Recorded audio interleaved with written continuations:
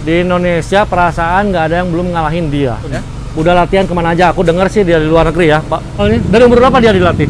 Sorry ya, boleh ini kasih kisaran abis berapa sih? Berapa kali kamu cedera selama balap?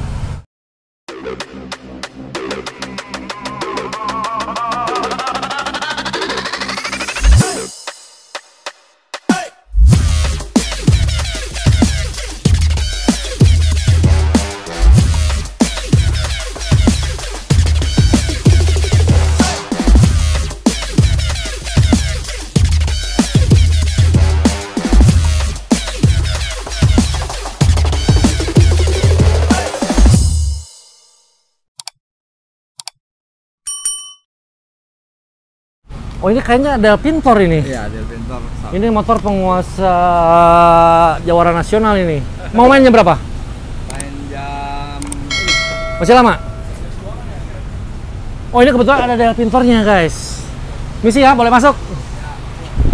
Del Pintor, baru ketemu. Apa kabar? Ini anak buahnya Bapak Agung, Mas Agung ini. Kapan main? jam 2:30.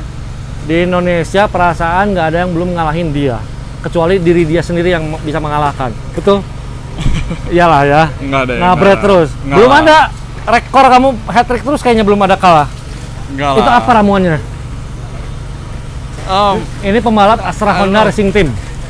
Astra Honda Racing Team yang konsisten setelah membina road race ke jenjang GP.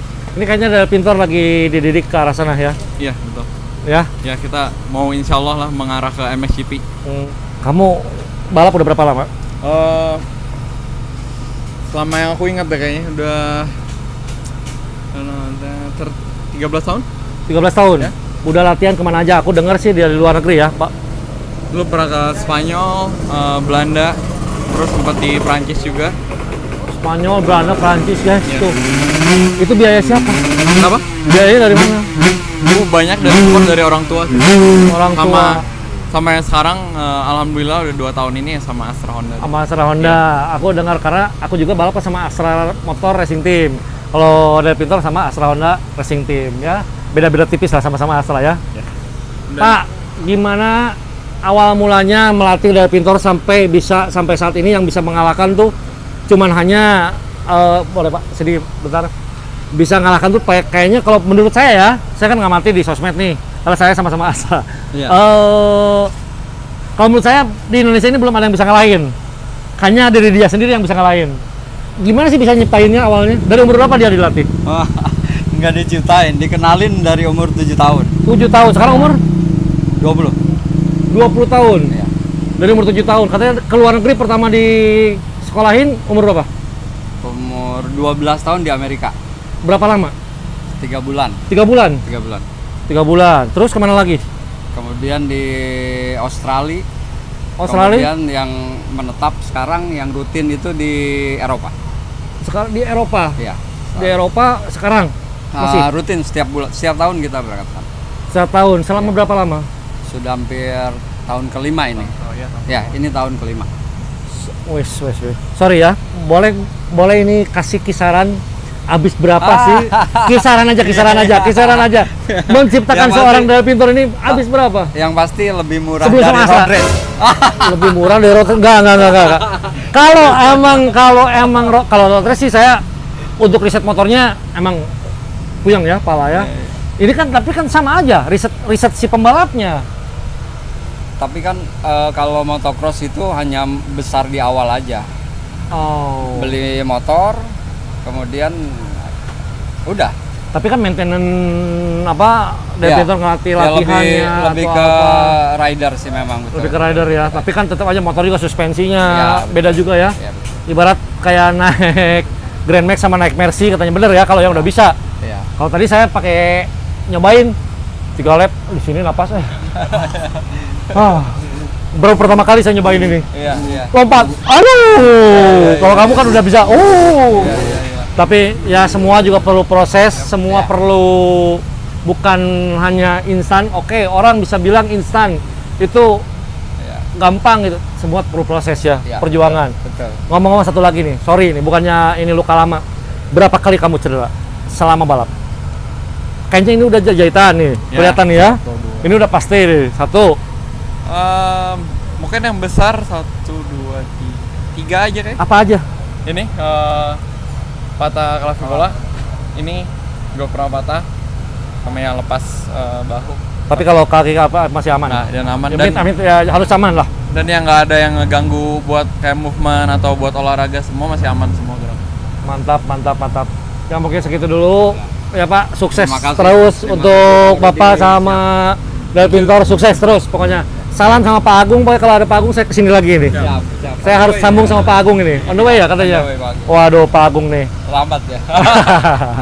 Ya Pak, terima kasih ya, Del Pintor. Sukses terus, Pak. Siap. Teman-teman, kalau misalkan tadi saya bicara dengan Del Pintor, sekarang belum lengkap kalau misalkan belum ngobrol sama tim manajernya Del Pintor, atau misalkan yang mengasuh Del Pintor sekarang ini.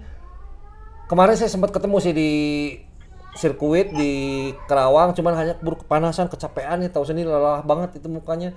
Terus sekarang saya tuh udah terhubung dengan video call dengan Bapak Agung. Apa kabar Pak Agung? Kemarin kita ketemu cuman aduh kecapean banget, saya lelah banget ya.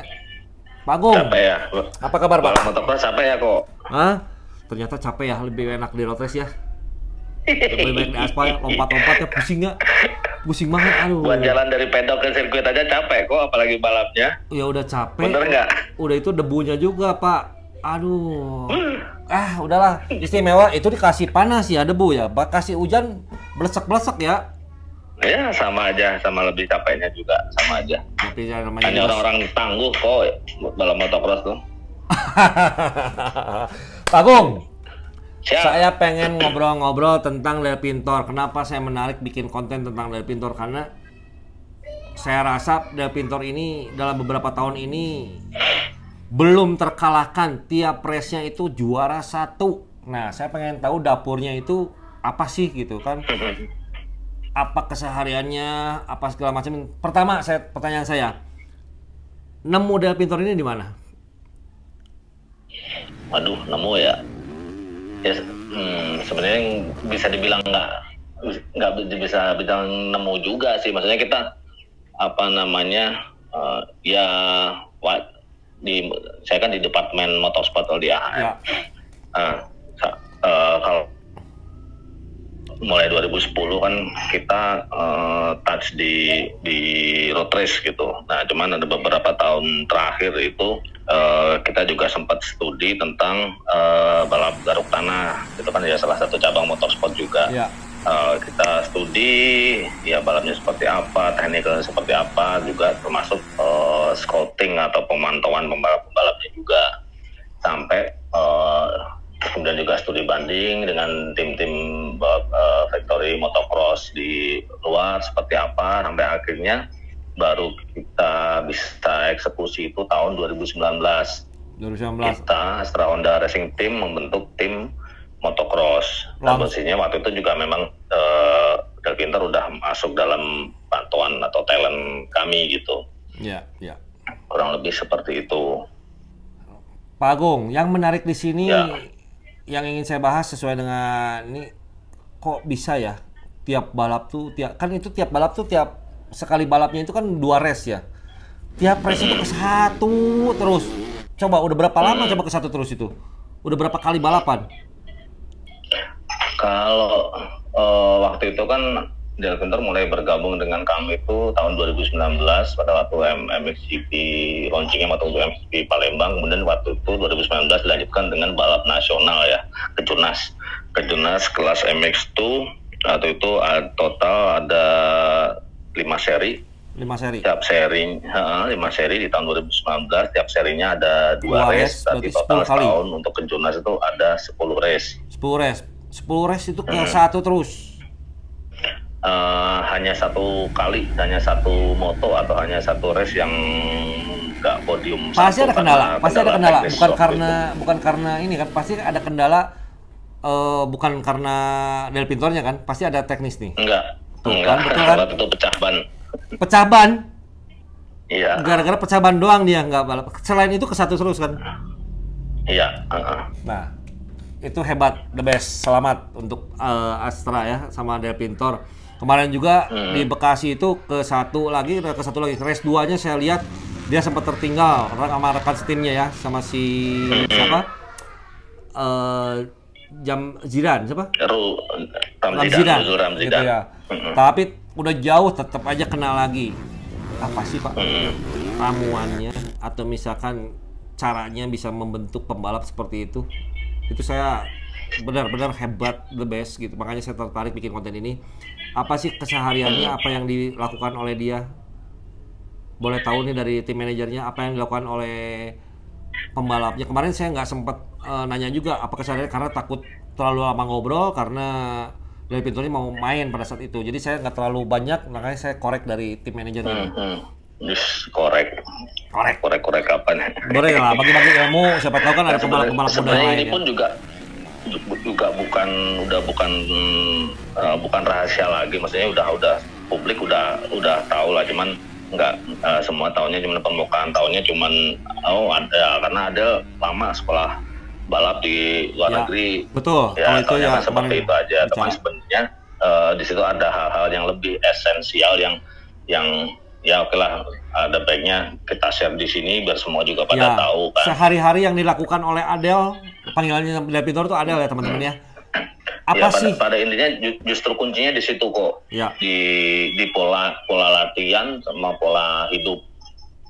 Intinya di situ. Jadi ilmu yang dia dapatkan di luar negeri pun juga seputaran itu selain ilmu teknik ya, teknik motocross ya. Selain itu juga justru kata saya yang berperan paling utama itu di pola latihan sama pola hidup kesehariannya gitu.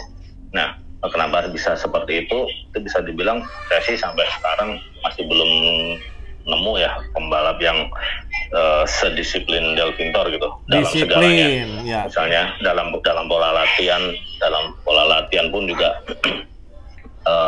latihannya teratur, terjadwal, terprogram. Hari ini selalu discuss gitu sama mekanik, sama tim manajer. Oke, dalam minggu ini kita programnya ini. Minggu depan ini. Ya. Bulan depan apa itu terprogram semua. Dan kesehariannya pun juga sama.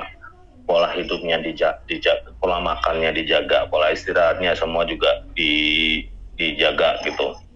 Contoh kayak ya misalnya program diet itu pun juga dia inisiatif ini sendiri ketika merasa tubuhnya kurang ini dia menjalani program diet ini, kurang gini dia harus ngapain itu semua diperhatiin gitu.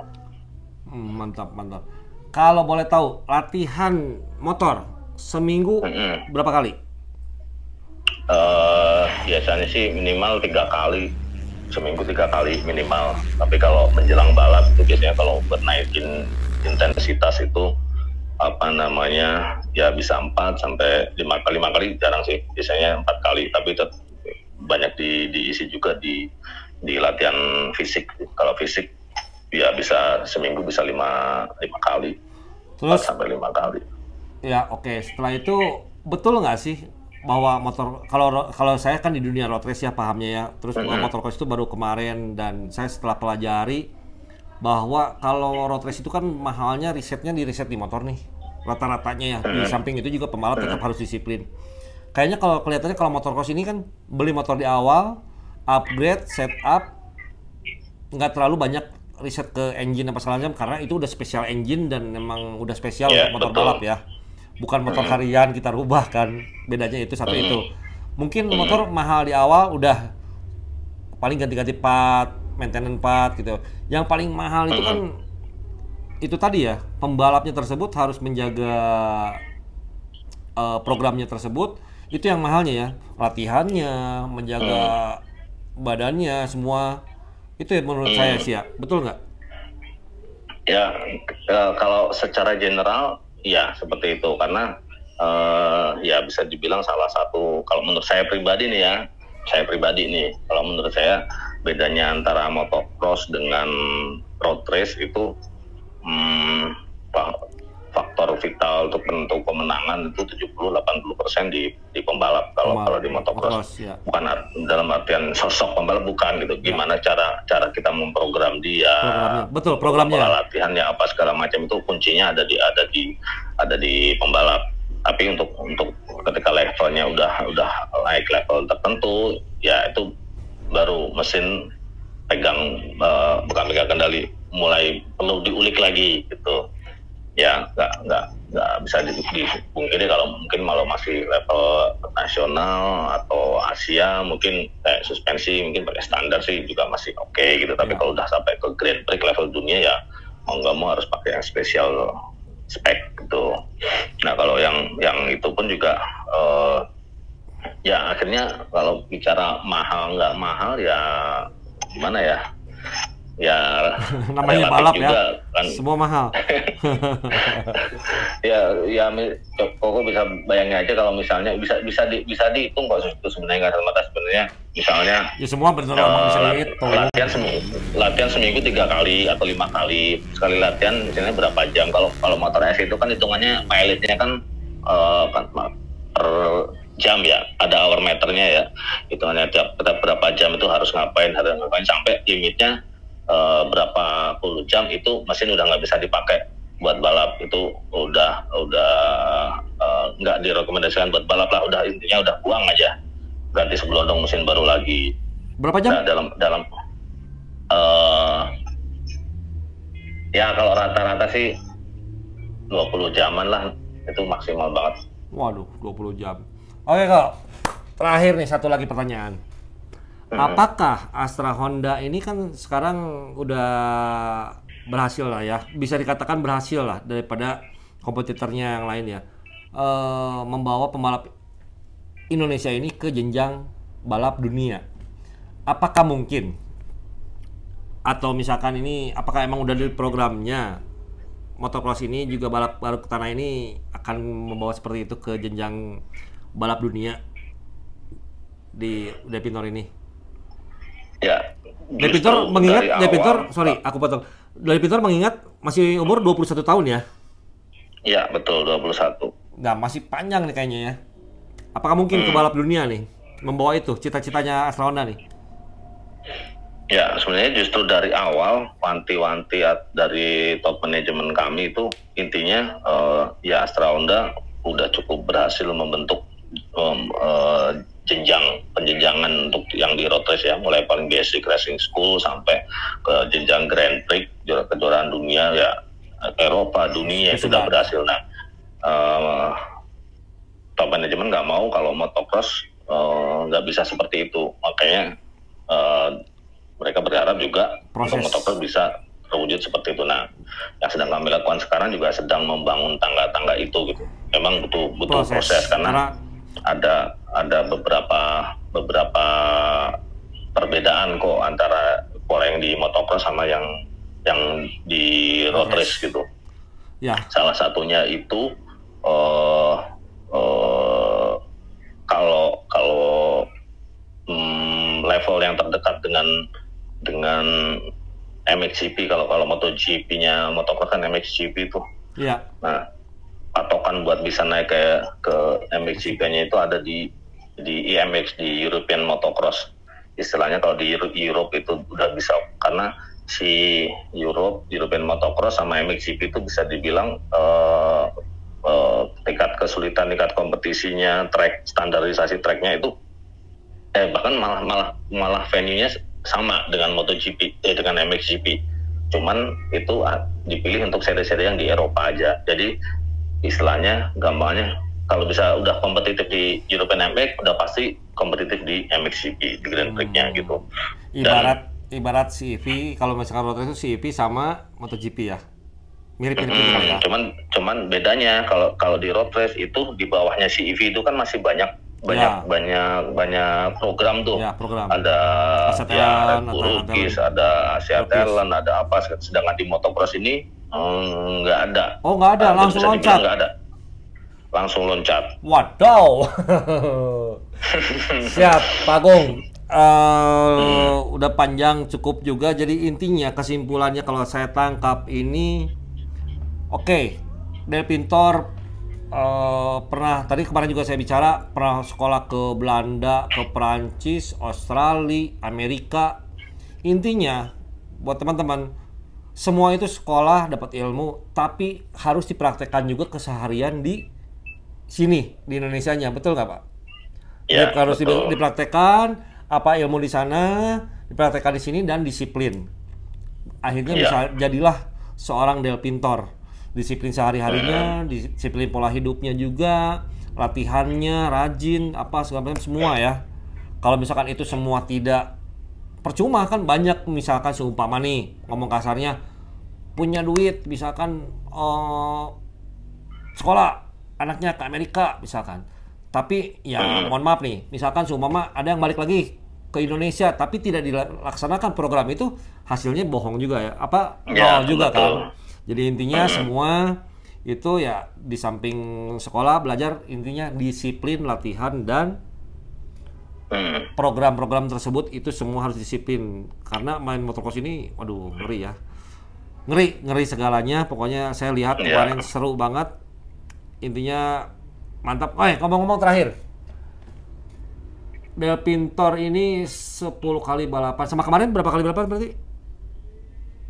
Ya sebenarnya kalau habis ke Jurnas itu juga di tahun 2021 kita juga ikut kejuaraan Power Track juga. Di situ kita juga Del Pintor juga juara umum juga, kelas MX2 juga, dan di semua race juga podium 1 Semua juga. race podium 1. Waktu itu tiga seri berarti 6 race berarti juga. Hanya kalahnya sama pecah ban doang ya. Iya. Saya cuman 2. Kalau Del Pintor itu yang bisa ngalahin untuk saat ini, sampai saat ini ya, sampai detik ini, yang bisa ngalahin itu kesalahan teknis di motor atau kesalahan emosi diri dia sendiri, atau misalkan yang bisa ngalahin diri dia sendiri gitu.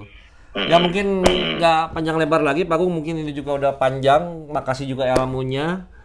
Mungkin buat teman-teman atau misalkan buat penonton channel ini bisa jadi acuan juga untuk mereka, atau misalkan ada saudaranya atau misalkan ada kerabatnya mau pengen ini kan bisa ilmunya dari sini. Mudah-mudahan dunia otomotif di Indonesia ini makin maju, sukses terus untuk Astra Honda sama Del Pintor. Pak, balap selanjutnya di mana nih Del Pintor? Minggu depan kita di Kejurnas seri 2 tuh seri 3 di Sulawesi Selatan di Pindrang. Sip, mantap. Oh ya, saya ada kelewat. PON Papua juga emas lagi ya untuk DKI ya. 2 race ke 1 semua. Waduh, ke 1 terus bos.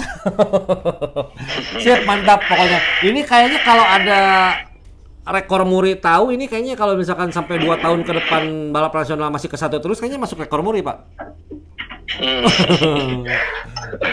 Ya Pak. Sama satu lagi kok. Satu lagi apa? Sebenarnya kok. Saya pengen sharing juga. Ya. Satu lagi, ya ini juga buat kemajuan Dunia motocross otomotif Indonesia juga sih. Yang tadi ngebahas masalah pola latihan, terus ya pola latihan bisa optimal seperti itu. Salah satu faktor penentunya yang penting itu juga karena sirkuit. Oh, kenapa sirkuit Pak?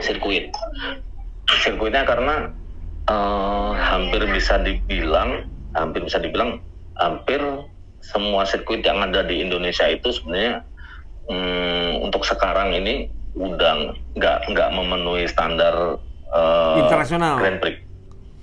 Ya, istilahnya seperti itu. Jadi dan bahkan kan motocross berkembang terus seiring dengan perkembangan teknologi motor apa segala macam gitu. Kayak untuk track sirkuit apa itu model-modelnya yang sekarang modelnya dalam nggak ada berem tanggul yang tinggi-tinggi, terus model-model digemburin tanahnya apa segala macam itu. Nah, kalau pembalap-balap Eropa, pembalap-balap Amerika tuh semua udah latihannya di tempat-tempat yang kayak gitu terus, di trek pasir apa segala macam. Sedangkan kita sampai tahun 2022 ini masih berkutat dengan sirkuit hardpack. Kalau di bule sirkuit itu di tikungan digembur-gemburin kok. Ya, kalau di sini sendiri disetum. Oh, ini dikerasin, dipadetin. Ya, dikerasin kalau kita, saya lihat. Ya, betul. Nah, itu sebenarnya salah satu yang bikin di Indonesia kurang berkembangnya itu. Makanya beberapa pembalap yang itu milih belajar di luar tuh sebenarnya salah satunya juga nyari itu gitu. Dan ya memang ada beberapa sirkuit yang udah standar seperti itu. Yang paling bagus pertama waktu itu ya waktu MXGP Semarang, sirkuitnya itu bisa dibilang ya epic lah. epic circuit kalau bule-bulenya bilang itu bagus, cuman ya habis itu nggak bisa dipakai, nggak boleh dipakai latihan untuk balap-balap kita juga. Terus kemudian yang kemarin Samota itu juga fenomenal juga tuh di mata balap-balap dunia, itu bagus, cuman ya kendalanya untuk latihan ke sana juga susah juga. Terus kemudian juga nggak tahu tuh sesudah event apakah itu sirkuitnya masih dirawat atau enggak gitu. Nah terus Kejuna satu lagi kemarin di Lamongan juga udah mulai bikin, walaupun versi kecilnya dari Samota dibikin, tapi karakternya dibikin mirip Samota dengan sirkuit yang dibikin lebih modern, digemburin tanpa berem, terus jumpingan digede-gedein apa segala itu udah bagus. Nah kita harapannya sebenarnya kalau motocross Indonesia pengen maju, balap-balap Indonesia pengen maju, membuat sirkuitnya harus dibikin model-model kayak gitu, harus ngikutin perkembangan zaman kok. Ya sebetulnya karena zaman udah berubah. Ini kendalanya mirip-mirip road race juga ya. Tapi kalau road race akan lebih susah mengikuti seperti secara internasional. Tapi puji Tuhan sekarang udah ada Mandalika, gitu kan. Tapi kalau menurut saya sih, kalau untuk motocross udah harusnya bisa ya, karena mohon maaf nih kalau saya orang awam ya, modal si ini doang ya, modal beko doang sama si orang lewatnya kali ya. Kalau tanah kan nggak perlu yang biaya aspal dan lain-lain lagi, mungkin lahannya juga perlu besar lagi ya, gitu. Siap. Ya sama ya pemahaman kita semua sih, kita semua harus para penggemar motocross harus paham gitu bahwa zaman sekarang udah berubah, karakter sirkuit udah berubah, nggak kayak dulu gitu. Tapi saya yakin, tapi kalau saya yakin pembalap motocross akan lebih cepat terrealisasi, Pak. Karena apa? Amin. Karena apa? Yang syukur-syukur ada bantuan pemerintah juga ya, pemerintah mulai melirik. Karena apa? Saya ngelihat tim-tim motocross itu ternyata sultan semua, Pak. Sultan semua, the real sultan, Pak. Tim-timnya itu rata-rata tim sendiri dan bukan yang punya apa, sultan semua, Pak. Saya rasa komunitas mereka itu akan lebih cepat daripada road race. Kalau road race kita bikin sirkuitnya susah, Pak. Lahannya susah dan sirkuitnya juga susah ya, alas aspalnya apa salahnya dan biayanya lebih besar. Kalau itu kayaknya patungan antar sultan kayaknya jadi itu. Di mana-mana pasti jadi. Gitu, Pak. Iya. Apalagi kok ya sumber daya di kita juga tanah, terus perbukitan apa juga banyak kan. Artinya bisa terrealisasi. Gitu, Pak. Pak, panjang lebar satu lagi untuk kemenangan Delvintor tentu saja adalah karena motor yang dipakai adalah Honda CRF 250. Oh iya, betul. Baru tahun 2022. Mantap, motor terbaik ya CRF ya. Untuk sekarang saya bilang iya. Karena ke satu terus model terbaru Honda CRF. Kemarin lihat balapannya kan itu mesin standar dat loh kok. Itu. Cuman ganti knalpot doang. Mantap pokoknya. Ke satu kedua lagi pembalapnya sama Ramziran. Nantilah saya konten selanjutnya akan bahas pembalap nomor 1 nomor 2. Tapi saya akan bahas Del Pintor dulu karena Ramziran ini baru masuk ya. Baru masuk belum lama ya. Pokoknya gitu, makasih banyak atas waktunya Pak Agung, sehat selalu, sukses selalu untuk Pak Agung dan keluarga dan juga Astra Honda, Del Pintor dan keluarga juga. Mantap, pokoknya saya senang, jadi saya ngefans juga nih sama Del Pintor gitu. Saya lihat keren banget, keren. Pembalap motocross paling keren di Indonesia dari dulu sampai sekarang saya belum lihat balap dengan gaya seperti itu dengan hebat. Ini terutama apa? Nomor 1 terus. Pusing pokoknya itu. Kayaknya lawan-lawannya itu mohon maaf ya, memperebutkan itu posisinya nomor 2, 3, 4, 5 kayaknya. Kalau yang nomor 1-nya udah nggak dihitung kayaknya. Gitu ya. Ya biar lainnya juga termotivasi juga lah. Jadi betul. Biar ada patokan gitu. Siap.